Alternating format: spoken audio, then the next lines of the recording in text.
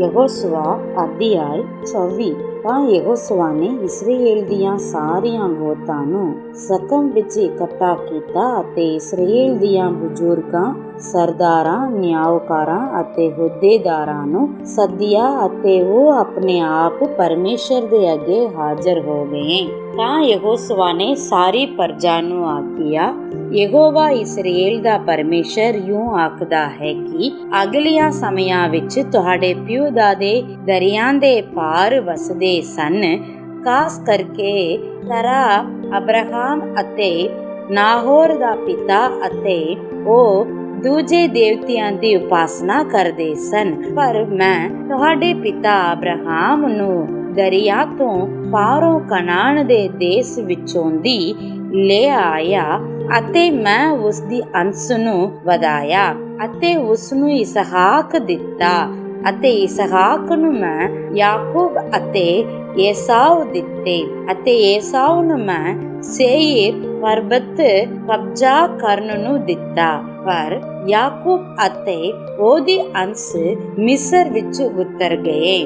ਫਿਰ ਮੈਂ ਮੂਸਾ ਅਤੇ ਹਾਰੂਨ ਨੂੰ ਕੱਲਿਆ ਅਤੇ ਮਿਸਰ ਨੂੰ ਮੈਂ ਬਵਾ ਨਾਲ ਮਾਰਿਆ, ਜਿਵੇਂ ਮੈਂ ਉਸ ਵਿੱਚ ਕੀਤਾ, ਅਤੇ ਪਿੱਛੋਂ ਮੈਂ ਤੁਹਾਨੂੰ ਕੱਢ ਲਿਆਇਆ ਅਤੇ ਮੈਂ ਤੁਹਾਡੇ ਪਿਓ ਦਾਦਿਆਂ ਨੂੰ ਮਿਸਰ ਤੋਂ ਕੱਢਿਆ ਅਤੇ ਤੁਸੀਂ ਸਮੁੰਦਰ ਤੱਕ ਆਏ। ਤਾਂ ਮਿਸਰੀਆਂ ਨੇ ਤੁਹਾਡੇ ਪਿਓ ਦਾਦਿਆਂ ਦਾ ਰੱਥਾਂ ਅਤੇ ਘੋੜੇ ਸਵਾਰਾਂ ਨਾਲ ਲਾਲ ਸਮੁੰਦਰ ਤੱਕ ਪਿੱਛਾ ਕੀਤਾ। ਜਦ ਉਹਨਾਂ ਨੇ ਯਹੋਵਾ ਅੱਗੇ ਤਰਲਾ ਪਾਇਆ ਤਾਂ ਉਸ ਨੇ ਤੁਹਾਡੇ ਵਿੱਚ ਅਤੇ ਮਿਸਰੀਆਂ ਵਿੱਚ ਹਨੇਰ ਧੁੱਪ ਕਰ ਦਿੱਤਾ ਅਤੇ ਉਹਨਾਂ ਉੱਤੇ ਸਮੁੰਦਰ ਨੂੰ ਛੱਡ ਦਿੱਤਾ, ਜਿਸ ਉਹਨਾਂ ਨੂੰ ਕੱਢ ਲਿਆ। ਅਤੇ ਜੋ ਕੁਝ ਮੈਂ ਮਿਸਰ ਵਿੱਚ ਕੀਤਾ ਤੁਸਾਂ ਆਪਣੀਆਂ ਅੱਖੀਆਂ ਵੇਖਿਆ, ਤਾਂ ਤੁਸੀਂ ਢੇਰ ਸਾਰੇ ਦਿਨਾਂ ਤੱਕ ਉਜਾੜ ਵਿੱਚ ਰਹੇ। ਫਿਰ ਮੈਂ ਤੁਹਾਨੂੰ ਅਮੋਰੀਆਂ ਦੇ ਦੇਸ਼ ਵਿੱਚ, ਜਿਹੜੇ ਯਰਦਨ ਪਾਰ ਵਸਦੇ ਸਨ, ਆਇਆ ਅਤੇ ਉਹ ਤੁਹਾਡੇ ਨਾਲ ਲੜੇ, ਪਰ ਮੈਂ ਉਹਨਾਂ ਨੂੰ ਤੁਹਾਡੇ ਹੱਥ ਵਿੱਚ ਦੇ ਦਿੱਤਾ ਅਤੇ ਤੁਸਾਂ ਉਹਨਾਂ ਦੇ ਦੇਸ਼ ਉੱਤੇ ਕਬਜ਼ਾ ਕਰ ਲਿਆ। ਪਰ ਮੈਂ ਉਹਨਾਂ ਦਾ ਤੁਹਾਡਾ ਅੱਗੋਂ ਨਾਸ ਕਰ ਸੁੱਟਿਆ। ਤਾਂ ਫਿਰ ਮੋਵਾਬ ਦੇ ਰਾਜੇ ਸਿਫਰੋ ਦਾ ਪੁੱਤਰ ਬਾਲਾਕ ਉੱਠ ਕੇ ਇਸਰਾਏਲ ਨਾਲ ਲੜਿਆ ਅਤੇ ਉਸਨੇ ਬਓਰ ਦੇ ਪੁੱਤਰ ਬਿਲਆਮ ਨੂੰ ਤੁਹਾਨੂੰ ਸਰਾਪ ਦੇਣ ਲਈ ਸੱਦ ਲਿਆ। ਪਰ ਮੈਂ ਬਿਲਆਮ ਦੀ ਸੁਣਨੀ ਨਾ ਚਾਹੀ, ਤਾਂ ਉਸਨੇ ਤੁਹਾਨੂੰ ਬਰਕਤ ਦਿੱਤੀ, ਜੋ ਮੈਂ ਤੁਹਾਨੂੰ ਉਸਦੇ ਹੱਥੋਂ ਛੁਡਾ ਲਿਆ। ਤਾਂ ਤੁਸੀਂ ਯਰਦਨ ਦੇ ਪਾਰ ਜਾ ਕੇ ਯਰੀਹੋ ਕੋਲ ਆਏ ਅਤੇ ਯਰੀਹੋ ਦੇ ਵਾਸੀ ਅਰਥਾਤ ਅਮੋਰੀ, ਫਰੀਜ਼ੀ, ਕਨਾਨੀ, ਹਿੱਤੀ, ਗਿਰਗਾਸੀ, ਹਿੱਵੀ ਅਤੇ ਯਬੂਸੀ ਤੁਹਾਡੇ ਨਾਲ ਲੜੇ, ਪਰ ਮੈਂ ਉਹਨਾਂ ਨੂੰ ਤੁਹਾਡੇ ਹੱਥ ਵਿੱਚ ਦੇ ਦਿੱਤਾ। ਤਾਂ ਮੈਂ ਤੁਹਾਡੇ ਅੱਗੇ ਤੈਨੂੰ ਕੱਲਿਆ ਅਤੇ ਉਸਨੇ ਅਮੋਰੀਆਂ ਦੇ ਦੋਹਾਂ ਰਾਜਿਆਂ ਨੂੰ ਤੁਹਾਡੇ ਅੱਗੋਂ ਕੱਢ ਦਿੱਤਾ। ਨਾ ਤੁਹਾਡੀ ਤੇਗ ਨਾਲ ਨਾ ਤੁਹਾਡੇ ਧਨੁਕ ਨਾਲ ਇਹ ਹੋਇਆ, ਅਤੇ ਮੈਂ ਤੁਹਾਨੂੰ ਇੱਕ ਦੇਸ਼ ਦਿੱਤਾ ਜਿਹਦੇ ਉੱਤੇ ਤੁਸਾਂ ਮਿਹਨਤ ਨਹੀਂ ਕੀਤੀ, ਅਤੇ ਸ਼ਹਿਰ ਜਿਹੜੇ ਤੁਸਾਂ ਨਹੀਂ ਉਸਾਰੇ, ਪਰ ਤੁਸੀਂ ਉਹਨਾਂ ਦੇ ਵਿੱਚ ਵਸ ਗਏ। ਅੰਗੂਰੀ ਬਾਗਾਂ ਅਤੇ ਜੈਤੂਨੀ ਬਾਗਾਂ ਤੋਂ ਤੁਸੀਂ ਖਾਂਦੇ ਰਹੇ ਹੋ, ਜਿਹੜੇ ਤੁਸਾਂ ਨਹੀਂ ਲਾਏ। ਹੁਣ ਯਹੋਵਾ ਤੋਂ ਡਰੋ ਅਤੇ ਉਸ ਦੀ ਉਪਾਸਨਾ ਸਿੱਧਿਆਈ ਅਤੇ ਸੱਚਾਈ ਨਾਲ ਕਰੋ, ਅਤੇ ਉਹਨਾਂ ਦੇਵਤਿਆਂ ਨੂੰ ਜਿਨ੍ਹਾਂ ਦੀ ਉਪਾਸਨਾ ਤੁਹਾਡੇ ਪਿਓ ਦਾਦੇ ਦਰਿਆ ਪਾਰ ਅਤੇ ਮਿਸਰ ਵਿੱਚ ਕਰਦੇ ਸਨ ਕੱਢ ਦਿਓ, ਅਤੇ ਯਹੋਵਾ ਹੀ ਦੀ ਉਪਾਸਨਾ ਕਰੋ।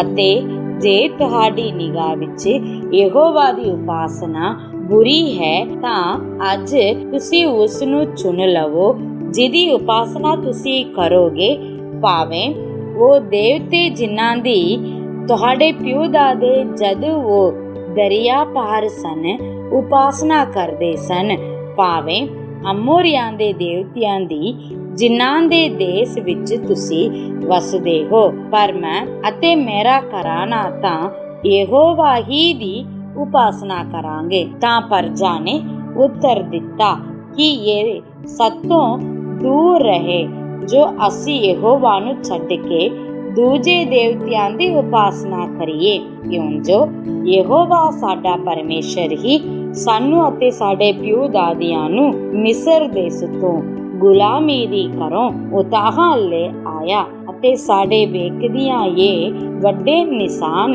विखाई अते उस सारे राह विच जितों दी असी लंघे अते सारे लोकां विच जिन्हां दे विच दी असी आए सानू बचा के रखिया अते यहोवा ने सारे लोकां नूं खास करके अमोरियां नूं जेड़े उस देश विच वसदे सन साडे अगों कढ दिता। असी तां यहोवा ही दी उपासना करांगे क्यों जो वो साडा परमेश्वर है। तद यहोशुआ ने प्रजा नूं आखिया, तुसी यहोवा दी उपासना नहीं कर सकदे क्यों जो वो पवित्र परमेश्वर है अते वो अनकी परमेश्वर भी है। वो तुहाडियां उलंघना अते पापां नूं नहीं माफ करेगा। जे तुसी यहोवा नूं त्याग के उपरे देवतियां दी उपासना करोगे तां वो मुड़ के तुहाडे नाल बुरियाई करेगा अते तुहानू मुका देवेगा। इस दे पिछों कि ओने तुहाडे नाल भलाई कीती तां लोकां ने यहोशुआ नूं आखिया, नहीं असी यहोवा ही दी उपासना करांगे। फिर यहोशुआ ने प्रजा नूं आखिया, तुसी आप अपने लिए गवाह बनदे हो कि तुसां यहोवा नूं अपने लिए चुनिया पई उस दी उपासना करोगे। तां प्रजा ने आखिया, असी गवाह हां। हुण उन्हां उपरे देवतियां नूं जेड़े तुहाडे विच हन कढ दिओ अते इस्राएल दे परमेश्वर यहोवा नाल अपना मन ला लवो। प्रजा ने यहोशुआ नूं आखिया, असी अपने परमेश्वर यहोवा दी उपासना करांगे अते उस दी आवाज नूं सुनांगे। उपरंत उसे दिन यहोशुआ ने प्रजा नाल एक नेम बनिया अते सखम विच एक विधि अते एक कानून ठहराया अते यहोशुआ ने इन्हां गल्लां नूं परमेश्वर दी व्यवस्था दी पोथी विच लिख लिया अते एक वड्डा पत्थर लेके उत्ते बलूत दे हेठ जेड़ा यहोवा दे पवित्र स्थान दे विच सी खड़ा कर दिता। तां यहोशुआ ने सारी प्रजा नूं आखिया, वेखो ये पत्थर साडे विच एक गवाह है क्यों जो इसने यहोवा दियां सारियां गल्लां सुनिया हन जेड़ियां उसने साडे नाल कीतियां अते ये तुहाडे उत्ते गवाही होवेगा। मते तुसी अपने परमेश्वर तो मुकर जावो। फिर यहोशुआ ने सारी प्रजा नूं उन्हां दी मिलक नूं कल्लिया। तां यूं होया कि इन्हां गल्लां दे पिछों नून दा पुत्र यहोशुआ यहोवा दा दास चलाना कर गया। वो 110 वरिहां दा सी। तां उन्हां ने उस नूं उस दी मिलक दी हद उत्ते तिमनत सरा विच अफराइम दे पहाड़ी देश विच गयास नामी बरबत दे उत्तर वल दफना दिता। इसराएल ने यहोशुआ दे सारे दिनां विच यहोवा दी उपासना कीती अते उन्हां बुजुर्गां दे सारे दिनां विच भी जेड़े यहोशुआ दे पिछों जींदे रहे अते यहोवा दा सारा काम जानदे सन जेड़ा उसने इसराएल लई कीता। यूसुफ दियां हड्डियां जेड़ियां इसराएली मिस्र तो लियाए सन सकम विच उस पहली दे हिस्से विच जेड़ा याकूब ने सकम दे पिता हमोर दे पुत्र तो 100 रुपये नूं मुल लिया सी दफना दिता। सो वो यूसुफ दी अंश दी मिलक विच आ गईयां। हारून दा पुत्र अल अज़ार भी चलाना कर गया अते उसनों उसदे पुत्र फिनहास दे डिब्बे उत्ते जेड़ा अफराइम दे पहाड़ी देश विच ओनू दिता गया सी दफना दिता। अय्यूब अध्याय 18। तां बिलदद सूही ने उत्तर दे के आखिया, ਤੁਸੀਂ ਕਦ ਤੱਕ ਗੱਲਾਂ ਲਈ ਫੰਦੇ ਲਾਵੋਗੇ? ਸਮਝੋ, ਫਿਰ ਆਪਾਂ ਗੱਲ ਕਰਾਂਗੇ। ਆਪਾਂ ਕਿਉਂ ਡੰਗਰ ਜਿਹੇ ਗਿਣੇ ਜਾਂਦੇ ਹਾਂ ਅਤੇ ਤੁਹਾਡੀ ਨਿਗਾਹ ਵਿੱਚ ਪਰਿਸ਼ਟ ਹੋ ਗਏ ਹਾਂ? ਤੂੰ ਜੋ ਆਪਣੇ ਆਪ ਨੂੰ ਆਪਣੇ ਕ੍ਰੋਧ ਵਿੱਚ ਪਾੜਦਾ ਹੈ, ਕੀ ਤੇਰੇ ਲਈ ਧਰਤੀ ਤਿਆਗੀ ਜਾਊਗੀ ਜਾਂ ਚਟਾਨ ਆਪਣੇ ਤਾਂ ਤੋਂ ਸਿਰਕ ਜਾਊਗੀ?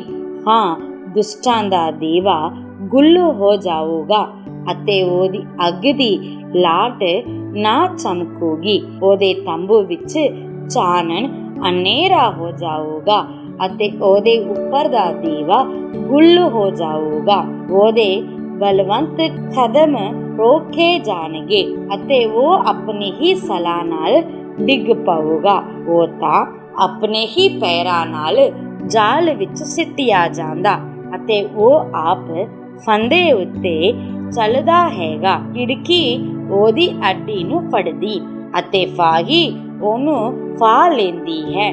ਗੰਧ ਉਹਦੇ ਲਈ ਧਰਤੀ ਵਿੱਚ ਲੁਕਾਈ ਜਾਂਦੀ ਅਤੇ ਉਹਦੇ ਰਸਤੇ ਉੱਤੇ ਫਾਸੀ ਪੈਜਲ ਆਲੇ ਦੁਆਲਿਓ ਉਹਨੂੰ ਡਰਾਉਂਦੇ ਹਨ ਅਤੇ ਉਹਦੇ ਕੁਰੀਆਂ ਤੋਂ ਉਹਨੂੰ ਨਟਾਉਂਦੇ ਹਨ। ਉਹਦਾ ਜ਼ੋਰ ਕਾਲ ਦਾ ਮਾਰਿਆ ਹੋਇਆ ਹੋਊਗਾ ਅਤੇ ਵਿਪਤਾ ਉਹਦੇ ਪਾਸੇ ਤੇ ਤਿਆਰ ਹੋਊਗੀ। ਉਹ ਉਸਦੇ ਸਰੀਰ ਦੇ ਅੰਗੂ ਨੂੰ ਨਾ ਜਾਊਗੀ। ਮੌਤ ਦਾ ਚੇਟਾ ਉਸਦੇ ਅੰਗਾਂ ਨੂੰ ਪੱਕ ਲਵੂਗਾ। ਉਹ ਆਪਣੇ ਤੰਬੂ ਤੋਂ ਜਿਹਦੇ ਉੱਤੇ ਉਹ ਭਰੋਸਾ ਰੱਖਦਾ ਸੀ ਪੁੱਟਿਆ ਜਾਊਗਾ ਅਤੇ ਤੂੰ ਉਹਨੂੰ ਪੈਜਲ ਦੇ ਰਾਜੇ ਕੋਲ ਅਪੜਾਏਗਾ, ਜਿਹੜਾ ਉਹਦਾ ਨਹੀਂ। ਉਹ ਉਸਦੇ ਤੰਬੂ ਵਿੱਚ ਵਸੂਗਾ ਅਤੇ ਉਹਦੇ ਵਸੇਬੇ ਉੱਤੇ ਖੰਦਕ ਸਿੱਟੀ ਜਾਊਗੀ। ਹੇਠੋਂ ਉਹਦੀਆਂ ਜੜ੍ਹਾਂ ਸੁੱਕ ਜਾਣਗੀਆਂ, ਉੱਤੋਂ ਉਹਦੀਆਂ ਟਹਿਣੀਆਂ ਕੁਮਲਾ ਜਾਣਗੀਆਂ। ਉਹਦੀ ਯਾਦ ਧਰਤੀ ਉੱਤੋਂ ਮਿਟ ਜਾਊਗੀ ਅਤੇ ਉਹਦਾ ਨਾਉ ਬਜਰ ਵਿੱਚ ਨਾ ਰਹੂਗਾ। ਉਹ ਉਹਨੂੰ ਚਾਨਣ ਤੋਂ ਹਨੇਰੇ ਵਿੱਚ ਹੱਕ ਦੇਣਗੇ ਅਤੇ ਜਗਤ ਤੋਂ ਖਦੇੜ ਦੇਣਗੇ। ਉਹਦੇ ਲੋਕਾਂ ਵਿੱਚ ਨਾ ਉਹਦਾ ਪੁੱਤਰ ਨਾ ਪੋਤਰਾ ਹੋਊਗਾ, ਨਾ ਉਹਦੇ ਟਿਕਾਣਿਆਂ ਵਿੱਚ ਕਈ ਬਾਕੀ ਰਹੂਗਾ। ਉਹਦੇ ਪਿੱਛੇ ਆਉਣ ਵਾਲੇ ਉਹਦੇ ਦਿਨ ਉੱਤੇ ਹੈਰਾਨ ਹੋਣਗੇ ਅਤੇ ਜਿਹੜੇ ਉਸ ਤੋਂ ਪਹਿਲਾਂ ਜੰਮੇ ਉਹ ਟੈਂਬਰ ਜਾਣਗੇ। ਨਿਸੰਗ ਇਹੋ ਜਿਹੇ ਕੁਦਰਮੀਆਂ ਦੇ ਵਸੇਬੇ ਹਨ ਅਤੇ ਇਹ ਉਹਦਾ ਅਸਥਾਨ ਹੈ ਜੋ ਪਰਮੇਸ਼ਰ ਨੂੰ ਨਹੀਂ ਜਾਣਦਾ। ਯਸਾਇਆ ਨਬੀ ਦੀ ਕਿਤਾਬ ਅਧਿਆਇ 29। ਹਾਏ ਅਰੀਏਲ ਉੱਤੇ, ਪਰਮੇਸ਼ਰ ਦੀ ਸੇਰਨੀ ਉੱਤੇ, ਉਸ ਨਗਰ ਉੱਤੇ ਜਿੱਤੇ ਦਾਊਦ ਨੇ ਡੇਰਾ ਲਾਇਆ। ਵਰਹੇ ਤੇ ਵਰਹਾ ਜੋੜ ਪਰਬਾਂ ਆਉਂਦੀਆਂ ਰਹਿਣ। ਮੈਂ ਅਰੀਏਲ ਨੂੰ ਤੰਗ ਕਰਾਂਗਾ ਤਾਂ ਸੋਗ ਅਤੇ ਸਿਆਪਾ ਹੋਵੇਗਾ ਅਤੇ ਉਹ ਮੇਰੇ ਲਈ ਪਰਮੇਸ਼ਰ ਦੀ ਸੇਰਨੀ ਵਾਂਗੂ ਹੋਵੇਗਾ। ਮੈਂ ਤੇਰੇ ਵਿਰੋਧ ਆਲੇ ਦੁਆਲੇ ਡੇਰੇ ਲਾਵਾਂਗਾ ਅਤੇ ਤੇਰੇ ਵਿਰੋਧ ਮੋਰਚਾ ਬਣਾ ਕੇ ਘੇਰਾ ਪਾਵਾਂਗਾ ਅਤੇ ਤੇਰੇ ਵਿਰੋਧ ਦਮਦਮਾ ਖੜਾ ਕਰਾਂਗਾ।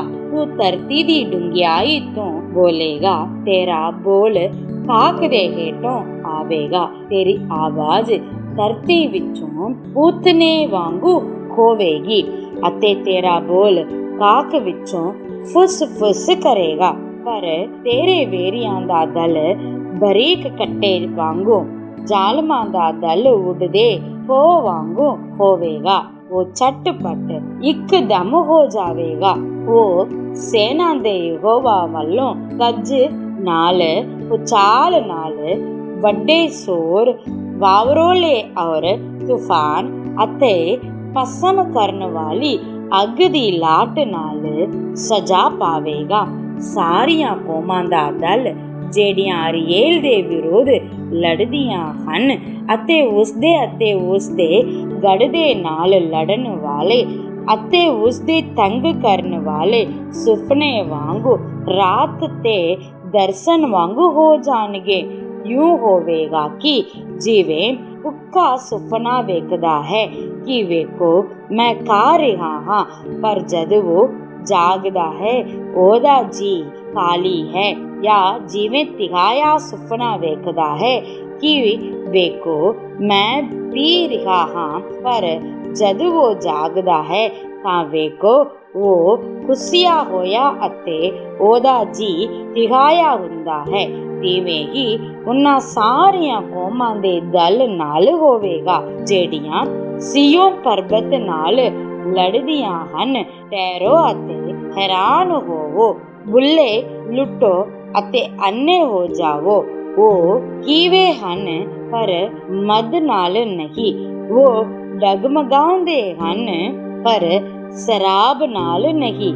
ਯਹੋਵਾ ਨੇ ਤਾਂ ਤੁਹਾਡੇ ਉੱਤੇ ਗੂੜੀ ਨੀਂਦ ਦੀ ਰੂਹ ਵਹਾ ਦਿੱਤੀ ਹੈ ਅਤੇ ਤੁਹਾਡੀਆਂ ਅੱਖਾਂ ਨੂੰ ਅਰਥਾਤ ਨਬੀਆਂ ਨੂੰ ਬੰਦ ਕੀਤਾ ਅਤੇ ਤੁਹਾਡੇ ਸਿਰਾਂ ਨੂੰ ਅਰਥਾਤ ਦਰਸ਼ੀਆਂ ਨੂੰ ਕੱਜ ਦਿੱਤਾ। ਸਾਰਾ ਦਰਸ਼ਨ ਤੁਹਾਡੇ ਲਈ ਉਸ ਮੋਹਰ ਲੱਗੀ ਹੋਈ ਪੁਸਤਕ ਦੀਆਂ ਗੱਲਾਂ ਵਾਂਗੂ ਹੈ, ਜਿਹੜੀ ਉਹ ਕਿਸੇ ਪੜ੍ਹੇ ਹੋਏ ਨੂੰ ਇਹ ਆਖ ਕੇ ਦੇਣ ਕਿ ਇਹਨੂੰ ਪੜ੍ਹੋ, ਤਾਂ ਪਰ ਉਹ ਆ ਕੇ ਪੜ੍ਹ ਨਹੀਂ ਸਕਦਾ ਕਿਉਂ ਜੋ ਉਹਨੂੰ ਮੋਹਰ ਲੱਗੀ ਹੋਈ ਹੈ। ਫਿਰ ਉਹ ਪੁਸਤਕ ਕਿਸੇ ਅਨਪੜ੍ਹ ਨੂੰ ਇਹ ਆਖ ਕੇ ਦਿੱਤੀ ਜਾਵੇ ਕਿ ਇਹਨੂੰ ਪੜ੍ਹੋ, ਤਾਂ ਪਰ ਉਹ ਆ ਕੇ ਮੈਂ ਅਨਪੜ੍ਹ ਹਾਂ। ਤਾਂ ਪ੍ਰਭੂ ਨੇ ਆਖਿਆ, ਇਸ ਲਈ ਕਿ ਇਹ ਲੋਕ ਮੇਰੇ ਨੇੜੇ ਆਉਂਦੇ ਅਤੇ ਆਪਣੀਆਂ ਮੂਰਾਂ ਔਰ ਬੁੱਲਾਂ ਨਾਲ ਮੇਰਾ ਆਦਰ ਕਰਦੇ ਹਨ, ਪਰ ਉਹਨਾਂ ਦਾ ਦਿਲ ਮੈਥੋਂ ਦੂਰ ਹੈ ਅਤੇ ਮੇਰਾ ਭੈ ਉਹਨਾਂ ਲਈ ਆਦਮੀਆਂ ਦਾ ਹੁਕਮ ਹੀ ਹੈ ਜਿਹੜਾ ਰਟਿਆ ਹੋਇਆ ਹੈ। ਇਸ ਲਈ ਵੇਖੋ ਮੈਂ ਫਿਰ ਇਸ ਪਰਜਾ ਨਾਲ ਅਚਰਜ ਕੰਮ ਕਰਾਂਗਾ, ਅਚਰਜ ਔਰ ਅਜੂਬਾ ਕੰਮ, ਅਤੇ ਉਹਨਾਂ ਦੇ ਬੁੱਧੀਵਾਨਾਂ ਦੀ ਬੁੱਧ ਨਾਸ ਹੋ ਜਾਵੇਗੀ ਅਤੇ ਉਹਨਾਂ ਦੇ ਚਤਰੀਆਂ ਦੀ ਚਤਰਾਈ ਲੁਕਾਈ ਜਾਵੇਗੀ। ਹਾਏ ਉਹਨਾਂ ਉੱਤੇ ਜਿਹੜੇ ਯਹੋਵਾ ਤੋਂ ਆਪਣੀ ਸਲਾਹ ਡੂੰਘੀ ਰੱਖ ਕੇ ਲੁਕਾਉਂਦੇ ਹਨ, ਜਿਨ੍ਹਾਂ ਦੇ ਕੰਮ ਹਨੇਰੇ ਵਿੱਚ ਹੁੰਦੇ ਹਨ ਅਤੇ ਜਿਹੜੇ ਆਖਦੇ ਹਨ ਕੌਣ ਸਾਨੂੰ ਵੇਖਦਾ ਅਤੇ ਕੌਣ ਸਾਨੂੰ ਜਾਣਦਾ ਹੈ। ਤੁਸੀਂ ਉਲਦ ਪੁਲਦ ਕਰਦੇ ਹੋ ਕਿ ਘੁਮਿਆਰ ਮਿੱਟੀ ਵਰਗਾ ਗਿਣਿਆ ਜਾਵੇਗਾ।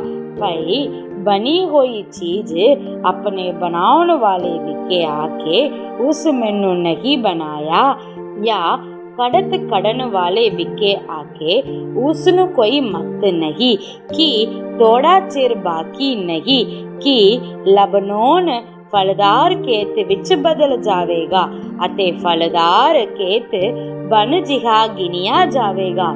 ਉਸ ਦਿਨ ਬੋਲੇ ਪੁਸਤਕ ਦੀਆਂ ਗੱਲਾਂ ਸੁਣਨਗੇ ਅਤੇ ਅੰਨ੍ਹਿਆਂ ਦੀਆਂ ਅੱਖਾਂ ਧੁੰਦ ਔਰ ਹਨੇਰ ਵਿੱਚੋਂ ਵੇਖਣਗੀਆਂ।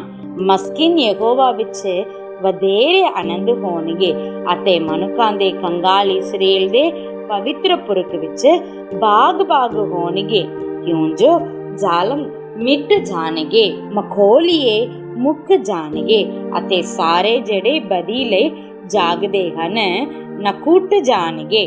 ਜਿਹੜੇ ਗੱਲਾਂ ਨਾਲ ਆਦਮੀ ਨੂੰ ਪਾਪੀ ਠਹਿਰਾਉਂਦੇ ਅਤੇ ਉਹਦੇ ਲਈ ਜੋ ਫਾਟਕ ਤੇ ਤਾੜਨਾ ਕਰਦਾ ਹੈ ਫਾਹੀ ਲਾਉਂਦੇ ਹਨ ਅਤੇ ਧਰਮੀ ਨੂੰ ਧੋਖਾ ਦੇ ਕੇ ਮੋੜ ਦਿੰਦੇ ਹਨ। ਇਸ ਲਈ ਪਰਮੇਸ਼ਰ ਜਿਸ ਅਬਰਾਹਮ ਨੂੰ ਛੁਟਕਾਰਾ ਦਿੱਤਾ, ਯਾਕੂਬ ਦੇ ਘਰਾਣੇ ਵਿਖੇ ਯੂੰ ਆਖਦਾ ਹੈ, ਹੁਣ ਯਾਕੂਬ ਸ਼ਰਮਿੰਦਾ ਨਾ ਹੋਵੇਗਾ, ਹੁਣ ਉਹਦਾ ਮੂੰਹ ਢੀਲਾ ਨਾ ਪਵੇਗਾ। ਤਾਂ ਜਦ ਉਹ ਆਪਣੇ ਵੰਸ਼ ਨੂੰ ਮੇਰੀ ਦਸਤਕਾਰੀ ਨੂੰ ਆਪਣੇ ਵਿੱਚ ਰੱਖੇਗਾ, ਤਦ ਉਹ ਮੇਰੇ ਨਾਮ ਨੂੰ ਪਵਿੱਤਰ ਆਖਣਗੇ ਅਤੇ ਯਾਕੂਬ ਦੇ ਪਵਿੱਤਰ ਪੁਰਖ ਨੂੰ ਪਵਿੱਤਰ ਹੀ ਆਖਣਗੇ ਅਤੇ ਇਸਰਾਏਲ ਦੇ ਪਰਮੇਸ਼ਰ ਤੋਂ ਪੈ ਖਾਣਗੇ। ਆਤਮਾ ਦੇ ਭੁੱਲੇ ਹੋਏ ਸਮਝ ਜਾਣਗੇ ਅਤੇ ਬੁੜਬੁੜਾਉਣ ਵਾਲੇ ਸਿੱਖਿਆ ਪਾਉਣਗੇ। ਰੋਮੀਆਂ ਅਧਿਆਇ 6। ਹੁਣ ਅਸੀਂ ਕੀ ਆਖੀਏ ਕਿ ਪਾਪ ਕਰਨ ਵਿੱਚ ਲੱਗੇ ਰਹੀਏ ਭਈ ਕਿਰਪਾ ਬਾਲੀ ਹੋਵੇ? ਕਦੇ ਨਹੀਂ। ਅਸੀਂ ਜਿਹੜੇ ਪਾਪ ਦੀ ਵੱਲੋਂ ਮੋਏ ਹੁਣ ਅਗਾਹਾਂ ਨੂੰ ਉਸ ਜ਼ਮੀਨ ਵਿੱਚ ਕਿੱਕਰ ਜੀਵਨ ਕੱਟੀਏ। ਅਥਵਾ ਤੁਸੀਂ ਇਸ ਗੱਲ ਤੋਂ ਅਣਜਾਣ ਹੋ ਭਈ ਸਾਡੇ ਵਿੱਚੋਂ ਜਿਨ੍ਹਾਂ ਨੇ ਮਸੀਹ ਯਿਸੂ ਦਾ ਬਪਤਿਸਮਾ ਲਿਆ ਉਹਦੀ ਮੌਤ ਦਾ ਬਪਤਿਸਮਾ ਲਿਆ, ਸੋ ਅਸੀਂ ਮੌਤ ਦਾ ਬਪਤਿਸਮਾ ਲੈਣ ਕਰਕੇ ਉਹਦੇ ਨਾਲ ਦੱਬੇ ਗਏ, ਤਾਂ ਜੋ ਜਿਵੇਂ ਪਿਤਾ ਦੀ ਵਡਿਆਈ ਦੇ ਵਸੀਲੇ ਨਾਲ ਮਸੀਹ ਮੁਰਦਿਆਂ ਵਿੱਚੋਂ ਜਿਵਾਲਿਆ ਗਿਆ, ਤਿਵੇਂ ਅਸੀਂ ਵੀ ਨਵੇਂ ਜੀਵਨ ਦੇ ਰਾਹ ਚੱਲੀਏ। ਜਦੋਂ ਅਸੀਂ ਉਹਦੀ ਮੌਤ ਦੀ ਸਮਾਨਤਾ ਵਿੱਚ ਉਹਦੇ ਨਾਲ ਜੋੜ ਗਏ ਤਾਂ ਉਹਦੇ ਜੀ ਉੱਠਣ ਦੀ ਸਮਾਨਤਾ ਵਿੱਚ ਖੋਵਾਂਗੇ, ਕਿਉਂ ਜੋ ਅਸੀਂ ਇਹ ਜਾਣਦੇ ਹਾਂ ਜੋ ਸਾਡੀ ਪੁਰਾਣੀ ਮਨੁੱਖਤਾਈ ਉਹਦੇ ਨਾਲ ਸਲੀਬ ਉੱਤੇ ਚੜਾਈ ਗਈ, ਭਈ ਪਾਪ ਦਾ ਸਰੀਰ ਨਸ਼ਟ ਹੋ ਜਾਵੇ, ਤਾਂ ਅਗਾਹਾਂ ਨੂੰ ਅਸੀਂ ਪਾਪ ਦੀ ਗੁਲਾਮੀ ਨਾ ਕਰੀਏ। ਕਿਉਂਕਿ ਜਿਹੜਾ ਮੋਇਆ ਉਹ ਪਾਪ ਤੋਂ ਛੁੱਟ ਕੇ ਧਰਮੀ ਠਹਿਰਾਇਆ ਗਿਆ। ਪਰੰਤੂ ਜਦੋਂ ਅਸੀਂ ਮਸੀਹ ਦੇ ਨਾਲ ਮੋਏ ਤਾਂ ਸਾਨੂੰ ਨੇਚਾ ਹੈ ਜੋ ਉਹਦੇ ਨਾਲ ਜੀਵਾਂਗੇ ਵੀ, ਕਿਉਂ ਜੋ ਅਸੀਂ ਇਹ ਜਾਣਦੇ ਹਾਂ ਭਈ ਮਸੀਹ ਜੋ ਮੁਰਦਿਆਂ ਵਿੱਚੋਂ ਜੀ ਉੱਠਿਆ ਤਾਂ ਫਿਰ ਨਹੀਂ ਮਰਦਾ, ਅਗਾਹਾਂ ਨੂੰ ਮੌਤ ਦਾ ਉਸ ਉੱਤੇ ਵਸ ਨਹੀਂ।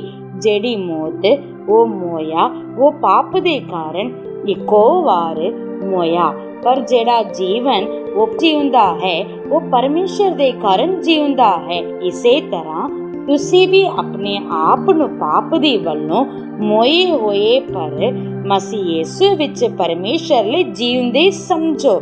ਉਪਰੰਤ ਪਾਪ ਤੁਹਾਡੀ ਮਰਨਹਾਰ ਦੇਹੀ ਵਿੱਚ ਰਾਜ ਨਾ ਕਰੇ, ਜੋ ਤੁਸੀਂ ਉਹਦੀਆਂ ਬੁਰੀਆਂ ਵਿਸ਼ਿਆਂ ਦੇ ਅਧੀਨ ਹੋਵੇ ਅਤੇ ਆਪਣੇ ਅੰਗ ਕੁਦਰਮ ਦੇ ਹਥਿਆਰ ਬਣਾ ਕੇ ਪਾਪ ਨੂੰ ਨਾ ਸੌਂਪੋ, ਸਗੋਂ ਆਪਣੇ ਆਪ ਨੂੰ ਮੁਰਦਿਆਂ ਵਿੱਚੋਂ ਜੀ ਉੱਠੇ ਹੋਏ ਜਾਣ ਕੇ ਪਰਮੇਸ਼ਰ ਨੂੰ ਸੌਂਪ ਦਿਓ ਅਤੇ ਆਪਣੇ ਅੰਗ ਧਰਮ ਦੇ ਹਥਿਆਰ ਬਣਾ ਕੇ ਪਰਮੇਸ਼ਰ ਨੂੰ ਸੌਂਪ ਦਿਓ, ਕਿਉਂ ਜੋ ਤੁਹਾਡੇ ਉੱਤੇ ਪਾਪ ਦੀ ਵਾਹ ਨਾ ਚੱਲੇਗੀ। ਇਸ ਲਈ ਜੋ ਤੁਸੀਂ ਸਰਾਹ ਦੇ ਹੇਠ ਨਹੀਂ ਸਗੋਂ ਕਿਰਪਾ ਦੇ ਹੇਠ ਹੋ, ਤਾਂ ਫਿਰ ਕੀ ਅਸੀਂ ਪਾਪ ਕਰੀਏ? ਇਸ ਲਈ ਜੋ ਅਸੀਂ ਸਰਾਹ ਦੇ ਹੇਠ ਨਹੀਂ ਸਗੋਂ ਕਿਰਪਾ ਦੇ ਹੇਠ ਹਾਂ, ਕਦੇ ਨਹੀਂ। ਭਲਾ ਤੁਸੀਂ ਨਹੀਂ ਜਾਣਦੇ ਹੋ ਭਈ ਆਗਿਆ ਮੰਨਣ ਲਈ ਜਿਹਦੇ ਹੱਥ ਤੁਸੀਂ ਆਪਣੇ ਆਪ ਨੂੰ ਦਾਸ ਬਣਾ ਕੇ ਸੌਂਪ ਦਿੱਤੇ ਹੋ, ਤੁਸੀਂ ਉਸ ਦੇ ਦਾਸ ਹੋ ਜਿਹਦੀ ਆਗਿਆ ਮੰਨਦੇ ਹੋ, ਭਾਵੇਂ ਮੌਤ ਲਈ ਪਾਪ ਦੇ, ਭਾਵੇਂ ਧਰਮ ਲਈ ਆਗਿਆਕਾਰੀ ਦੇ। ਪਰ ਧੰਨਵਾਦ ਹੈ ਪਰਮੇਸ਼ਰ ਦਾ ਕਿ ਭਾਵੇਂ ਤੁਸੀਂ ਪਾਪ ਦੇ ਦਾਸ ਸਾਵੋ, ਪਰ ਜਿਸ ਸਿੱਖਿਆ ਦੇ ਸੱਚੇ ਵਿੱਚ ਟਾਲੇ ਗਏ ਤੁਸੀਂ ਮੰਨੋ ਉਹਦੇ ਆਗਿਆਕਾਰੀ ਹੋ ਗਏ ਅਤੇ ਪਾਪ ਤੋਂ ਛੁੱਟ ਕੇ ਤੁਸੀਂ ਧਰਮ ਦੇ ਦਾਸ ਬਣ ਗਏ। ਮੈਂ ਤੁਹਾਡੇ ਸਰੀਰ ਦੇ ਦੁਰਬਲਤਾਈ ਦੇ ਕਾਰਨ ਮਨੁੱਖਾਂ ਵਾਲੀ ਗੱਲ ਆਖਦਾ ਹਾਂ, ਸੋ ਜਿਵੇਂ ਤੁਸੀਂ ਆਪਣੇ ਅੰਗ ਗੰਦਮੰਦ ਅਤੇ ਕੁਦਰਮ ਸਗੋਂ ਅਤ ਕੁਦਰਮ ਦੀ ਗੁਲਾਮੀ ਵਿੱਚ ਸੌਂਪ ਦਿੱਤੇ, ਤਿਵੇਂ ਹੁਣ ਆਪਣੇ ਅੰਗ ਧਰਮ ਦੀ ਗੁਲਾਮੀ ਵਿੱਚ ਪਵਿੱਤਰ ਹੋਣ ਲਈ ਸੌਂਪ ਦਿਓ, ਤਾਂ ਤੁਸੀਂ ਪਾਪ ਦੇ ਦਾਸ ਸਾਵੋ ਤਾਂ ਧਰਮ ਤੋਂ ਆਜ਼ਾਦ ਸਾਵੋ। ਸੋ ਉਸ ਵੇਲੇ ਤੁਹਾਨੂੰ ਉਹਨਾਂ ਗੱਲਾਂ ਤੋਂ ਕੀ ਫਲ ਮਿਲਿਆ ਜਿਨ੍ਹਾਂ ਕਰਕੇ ਉਹਨੂੰ ਤੁਹਾਨੂੰ ਲੱਜਿਆ ਆਉਂਦੀ ਹੈ, ਕਿਉਂ ਜੋ ਉਹਨਾਂ ਦਾ ਉਡਕ ਮੌਤ ਹੈ। ਪਰ ਹੁਣ ਤੁਸੀਂ ਪਾਪ ਤੋਂ ਛੁੱਟ ਕੇ ਅਤੇ ਪਰਮੇਸ਼ਰ ਦੇ ਦਾਸ ਬਣ ਕੇ ਪਵਿੱਤਰਤਾਈ ਦੇ ਲਈ ਆਪਣਾ ਫਲ ਅਤੇ ਉਡਕ ਨੂੰ ਸਦੀਪਕ ਜੀਵਨ ਪਾਉਂਦੇ ਹੋ। ਪਾਪ ਦੀ ਮਜ਼ਦੂਰੀ ਤਾਂ ਮੌਤ ਹੈ, ਪਰ ਪਰਮੇਸ਼ਰ ਦੀ ਬਖਸ਼ੀਸ਼ ਮਸੀਹ ਯਿਸੂ ਸਾਡੇ ਪ੍ਰਭੂ ਵਿੱਚ ਸਦੀਪਕ ਜੀਵਨ ਹੈ। ਆਮੀਨ ਆਮੀਨ। ਸਭਨਾਂ ਨੂੰ ਪਿਆਰ ਭਰੀ ਜੈ ਮਸੀਹ ਦੀ। ਅੱਜ ਜੋ ਆਪਾਂ ਵਚਨ ਪੜ੍ਹਿਆ ਸੀ ਉਸ ਵਿੱਚੋਂ ਕੁਝ ਗੱਲਾਂ ਨੂੰ ਧਿਆਨ ਕਰਾਂਗੇ। ਯਹੋਸ਼ੁਆ ਦੀ ਕਿਤਾਬ ਅਧਿਆਇ 24, ਇਸ ਵਿੱਚ ਯਹੋਸ਼ੁਆ ਆਪਣੇ ਆਖਰੀ ਦਿਨਾਂ ਦੇ ਸਮਾਂ ਵਿੱਚ ਸਾਰੇ ਇਸਰਾਏਲੀਆਂ ਨੂੰ ਸਿੱਖਿਆ ਦਿੰਦਾ ਹੈ ਕਿ ਪਰਮੇਸ਼ਰ ਨੇ ਅਬਰਾਹਮ ਨੂੰ ਚੁਣਿਆ, ਉਹਦੇ ਰਾਹੀਂ ਤੁਹਾਨੂੰ ਸਭਨਾਂ ਨੂੰ ਉਹਦੇ ਪ੍ਰਜਾ ਹੋਣ ਦਾ ਹੱਕ ਦਿੱਤਾ ਅਤੇ ਤੁਹਾਨੂੰ ਮਿਸਰ ਦੇਸ਼ ਦੇ ਵਿੱਚੋਂ ਬਚਾ ਕੇ ਲੈ ਆਇਆ। ਨਾਲੇ ਮੋਆਬ ਦੇ ਰਾਜਾ ਨੂੰ, ਅਮੋਰੀਆਂ ਦੇ ਰਾਜਾ ਨੂੰ ਤੁਹਾਡੇ ਹੱਥ ਵਿੱਚ ਦੇ ਕੇ ਉਹਨਾਂ ਦੇ ਦੇਸ਼ ਨੂੰ ਤੁਹਾਨੂੰ ਦੇ ਦਿੱਤਾ। ਤੁਸੀਂ ਇਸ ਦੇਸ਼ ਦੇ ਭਲਾਈ ਨੂੰ ਭੋਗਦੇ ਹੋ, ਸੋ ਤੁਸੀਂ ਪਰਮੇਸ਼ਰ ਦੇ ਦਿੱਤੇ ਹੋਏ ਇਸ ਭਲਾਈ ਦੇ ਕਾਰਨ ਪਰਮੇਸ਼ਰ ਦੇ ਹੀ ਉਪਾਸਨਾ ਕਰਨਾ ਚਾਹੀਦਾ ਹੈ। ਜਦ ਕਿ ਪਰਮੇਸ਼ਰ ਨੇ ਤੁਹਾਡੇ ਧਰਮ ਕੰਮਾਂ ਦੇ ਕਾਰਨ ਨਹੀਂ, ਸਗੋਂ ਆਪਣੇ ਕਿਰਪਾ ਦੇ ਰਾਹੀਂ ਬਚਾਇਆ ਹੈ। ਇਸ ਕਾਰਨ ਪਰਮੇਸ਼ਰ ਦੇ ਹੀ ਉਪਾਸਨਾ ਕਰਨਾ, ਕਿਉਂਕਿ ਮੈਂ ਮੇਰੇ ਘਰਾਣੇ ਸਮੇਤ ਪਰਮੇਸ਼ਰ ਦੇ ਹੀ ਉਪਾਸਨਾ ਕਰਾਂਗਾ। ਇਸ ਨੇਮ ਨੂੰ ਮੈਂ ਪਰਮੇਸ਼ਰ ਨਾਲ ਅੱਜ ਦੇ ਦਿਨ ਬੰਨਦਾ ਹਾਂ। ਤੁਸੀਂ ਵੀ ਇਸ ਪ੍ਰਕਾਰ ਬੰਨ ਕੇ ਤੁਹਾਡੇ ਵਿੱਚ ਜੋ ਪਰਾਈਆਂ ਦੇਵਤਿਆਂ ਨੇ ਉਸ ਨੂੰ ਦੂਰ ਕਰੋ ਕਰਕੇ।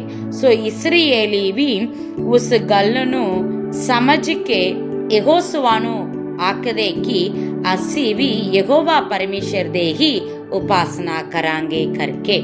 ਅਯੂਬ ਦੀ ਕਿਤਾਬ ਅਧਿਆਇ 18 ਦੇ ਵਿੱਚ ਬਿਲਦਤ ਅਯੂਬ ਨੂੰ ਆਖਦਾ ਹੈ ਕਿ ਯਹੋਵਾ ਪਰਮੇਸ਼ਰ ਦੁਸ਼ਟ ਦੇ ਗੱਲਾਂ ਨੂੰ ਲੈ ਕੇ ਪ੍ਰਸੰਨ ਨਹੀਂ ਹੈ। ਉਹ ਸਦਾ ਦੁਸ਼ਟ ਨੂੰ ਮਿਟਾਉਂਦਾ ਹੈ, ਉਸ ਨੂੰ ਸਜ਼ਾ ਦਿੰਦਾ ਹੈ। ਜਦ ਉਹਦੇ ਸਾਰੇ ਟੱਬਰ ਨੂੰ ਨਾਸ ਕਰੇਗਾ, ਉਸ ਗੱਲ ਨੂੰ ਸਾਰੀ ਧਰਤੀ ਦੇ ਲੋਕ ਵੇਖ ਕੇ ਹੈਰਾਨ ਹੋ ਜਾਂਦੇ, ਕਿਉਂਕਿ ਪਰਮੇਸ਼ਰ ਉਸ ਨੂੰ ਧਰਤੀ ਦੇ ਵਿੱਚ ਮਿਟਾ ਦਿੰਦਾ ਹੈ ਅਤੇ ਉਹਦੇ ਵਸੇਬਿਆਂ ਨੂੰ ਵੀ ਪਰਮੇਸ਼ਰ ਮੁੱਢੋਂ ਨਾਸ ਕਰ ਦਿੰਦਾ ਹੈ। ਉਹਦੇ ਵਸੇਬਿਆਂ ਲੋਕਾਂ ਦੇ ਵਿਚਕਾਰ ਨਿਸ਼ਾਨ ਠਹਿਰੀ ਜਾਂਦੀ ਹੈ ਕਿ ਪਰਮੇਸ਼ਰ ਦੁਸ਼ਟਾਂ ਨੂੰ ਨਾਸ ਕਰਦਾ ਹੈ, ਇਸ ਨੂੰ ਦਰਸਾਉਣ ਲਈ। ਸੋ ਬਿਲਦਤ ਆਖਦਾ ਹੈ ਕਿ ਤੂੰ ਵੀ ਆਪਣੇ ਹੀ ਦੁਸ਼ਟਤਾਈ ਦੇ ਕਾਰਨ ਹੀ ਸਜ਼ਾ ਨੂੰ ਭੋਗਦਾ ਹੈ ਕਰਕੇ। ਯਸਾਇਆ ਨਬੀ ਦੀ ਕਿਤਾਬ ਅਧਿਆਇ 29 ਦੇ ਵਿੱਚ ਯਸਾਇਆ ਨਬੀ ਦੇ ਰਾਹੀਂ ਯਹੋਵਾ ਪਰਮੇਸ਼ਰ ਕਹਿੰਦਾ ਹੈ ਕਿ ਜਿਹੜੇ ਪਰਬਾਂ ਨੂੰ ਮਨਾਉਂਦੇ ਨੇ ਉਹ ਮੈਨੂੰ ਬੁੱਲਾਂ ਨਾਲ ਅਤੇ ਮੂੰਹ ਨਾਲ ਮੇਰੀ ਆਦਰ ਕਰਦੇ, ਪਰ ਉਹਨਾਂ ਦੀ ਦਿਲ, ਉਹਨਾਂ ਦੇ ਸੋਚ ਮੈਥੋਂ ਦੂਰ ਰਹਿੰਦਾ ਹੈ। ਇਸ ਕਾਰਨ ਉਹਨਾਂ ਨੂੰ ਮੈਂ ਸਜ਼ਾ ਦੇਵਾਂਗਾ ਅਤੇ ਦਰਸ਼ਨ ਹੋਵੇਗਾ। ਉਹਨਾਂ ਕੋਲ ਦਰਸ਼ਨ ਵੇਖਣ ਵਾਲੇ ਹੋਣਗੇ, ਪਰ ਉਹ ਉਸ ਦਰਸ਼ਨ ਨੂੰ ਸਮਝਾਉਣ ਵਾਲੇ ਨਹੀਂ ਬਣ ਕੇ ਰਹਿਣਗੇ ਅਤੇ ਉਹਨਾਂ ਦੇ ਵਿਚਕਾਰ ਮੈਂ ਵੱਡੇ ਅਚਰਜ ਕੰਮਾਂ ਨੂੰ ਕਰਾਂਗਾ। ਬੁੱਧੀਵਾਨਾਂ ਦੀ ਬੁੱਧੀ ਨੂੰ ਨਾਸ ਕਰਾਂਗਾ ਅਤੇ ਚਤੁਰਿਆਂ ਦੀ ਚਤੁਰਾਈ ਨੂੰ ਲੁਕਾ ਦੇਵਾਂਗਾ। ਫਿਰ ਵੀ ਮੈਂ ਅਬਰਾਹਮ, ਇਸਹਾਕ, ਯਾਕੂਬ ਦੇ ਕਾਰਨ ਉਹਨਾਂ ਉੱਤੇ ਹੋਣ ਵਾਲੀ ਉਹਨਾਂ ਸ਼ਰਮਿੰਦਗੀ ਤੋਂ ਬਚਾਵਾਂਗਾ। ਕਦੇ ਉਹਨਾਂ ਦੇ ਮੂੰਹ ਨੂੰ ਪੀਲਾ ਹੋਣ ਨਹੀਂ ਦੇਵਾਂਗਾ ਅਤੇ ਮੇਰੀ ਕਿਰਪਾ ਦੇ ਕਾਰਨ ਉਹਨਾਂ ਨੂੰ ਸਮਝ, ਗਿਆਨ, ਬੁੱਧੀ ਦੇ ਕੇ ਉਹਨਾਂ ਨੂੰ ਮੈਂ ਬਚਾਵਾਂਗਾ ਕਰਕੇ। ਰੋਮੀਆਂ ਦੀ ਕਿਤਾਬ ਅਧਿਆਇ 6 ਦੇ ਵਿੱਚ ਪੌਲਸ ਕਲੀਸਿਆਂ ਨੂੰ ਸਿਖਾਉਂਦਾ ਹੈ ਕਿ ਤੁਸੀਂ ਆਪਣੇ ਸਰੀਰਕ ਇੱਛਿਆਂ ਨੂੰ ਮਾਰ ਕੇ, ਪਾਪ ਵੱਲੋਂ ਮਰ ਕੇ ਮਸੀਹ ਯਿਸੂ ਦੇ ਵਿੱਚ ਆਪਣੇ ਆਪ ਨੂੰ ਜੀਵਨ ਦੇ ਲਈ ਖੜਾ ਕਰੋ। ਯਾਨੀ ਕਿ ਤੁਸੀਂ ਬਾਰ-ਬਾਰ ਆਪਣੇ ਆਪ ਨੂੰ ਉਸ ਪਾਪ ਦੀ ਗੁਲਾਮੀ ਵਿੱਚ ਨਾ ਫਸਾਵੋ, ਸਗੋਂ ਆਪਣੇ ਸਰੀਰਕ ਅੰਗਾਂ ਦੀ ਇੱਛਿਆਂ ਨੂੰ ਮਸੀਹ ਵਿੱਚ ਮਾਰਨ ਦੇ ਰਾਹੀਂ ਆਪਣੇ ਆਪ ਨੂੰ ਧਰਮ ਦੇ ਲਈ ਗੁਲਾਮੀ ਬਣਾਉਣ ਵਾਸਤੇ ਸੌਂਪ ਦਿਓ, ਤਾਂ ਕਿ ਤੁਸੀਂ ਮਸੀਹ ਯਿਸੂ ਦੇ ਵਿੱਚ ਸਦੀਵਕ ਜੀਵਨ ਨੂੰ ਪ੍ਰਾਪਤ ਕਰ ਸਕੇ। ਸੋ ਆਪਾਂ ਇਹਨਾਂ ਸਾਰੇ ਅਧਿਆਇ ਦੇ ਵਿੱਚੋਂ ਵੇਖਦੇ ਹਾਂ ਕਿ ਆਪਣੇ ਪਾਪ ਨੇ ਆਪਾਂ ਨੂੰ ਗੁਲਾਮੀ ਦੇ ਵਿੱਚ ਫਸਾ ਦਿੰਦੀ ਹੈ। ਬਰਕਤ ਤੁਹਾਨੂੰ ਪ੍ਰਾਪਤ ਕਰਨ ਦਾ ਰੁਕਾਵਟ ਬਣ ਕੇ ਰਹਿੰਦੀ ਹੈ। ਜਦ ਆਪਾਂ ਆਪਣੇ ਸਰੀਰਕ ਇੱਛਾਵਾਂ ਨੂੰ ਪ੍ਰਭੂ ਯਿਸੂ ਵਿੱਚ ਮਾਰ ਕੇ ਆਪਣੇ ਪ੍ਰਭੂ ਯਿਸੂ ਮਸੀਹ ਦੇ ਵਿੱਚ ਧਰਮ ਦੇ ਲਈ ਜੀਵਿਤ ਰਹਿਣ ਦੀ ਕੋਸ਼ਿਸ਼ ਕਰਾਂਗੇ, ਉਦੋਂ ਪਰਮੇਸ਼ਰ ਦੀ ਭਲਾਈ ਨਾਲ ਉਹਦੇ ਕਿਰਪਾ ਦੇ ਰਾਹੀਂ ਸਦੀਪਕ ਜੀਵਨ ਨੂੰ ਵੀ ਪ੍ਰਾਪਤ ਕਰਾਂਗੇ। ਸੋ ਪ੍ਰਭੂ ਦੇ ਪਿਆਰਿਓ, ਇਹਨਾਂ ਗੱਲਾਂ ਉੱਤੇ ਧਿਆਨ ਰੱਖਦੇ ਹੋਏ ਆਪਣੇ ਆਪ ਨੂੰ ਇਸ ਯੋਗਤਾ ਨਾ ਸਮਝੋ ਕਿ ਮੇਰੇ ਧਰਮ ਦੇ ਕੰਮਾਂ ਨੇ ਮੈਨੂੰ ਬਚਾਵੇਗੀ ਕਰਕੇ, ਸਗੋਂ ਇਹ ਸਮਝੋ ਕਿ ਮੇਰਾ ਪਰਮੇਸ਼ਰ ਦੀ ਕਿਰਪਾ ਮੇਰੀ ਪਾਪ ਦੀ ਉਸ ਗੁਲਾਮੀ ਤੋਂ ਬਚਾਵੇਗੀ। ਇਸ ਕਾਰਨ ਧਰਮ ਦੇ ਲਈ ਆਪਣੇ ਜੀਵਨ ਨੂੰ ਗੁਲਾਮੀ ਬਣਾਵੋ। ਇਹਨਾਂ ਸਾਰੇ ਵਚਨਾਂ ਦੇ ਰਾਹੀਂ ਪ੍ਰਭੂ ਤੁਹਾਨੂੰ ਆਸੀਸ ਦੇਵੇ। ਜੈ ਮਸੀਹ ਦੀ। God bless you.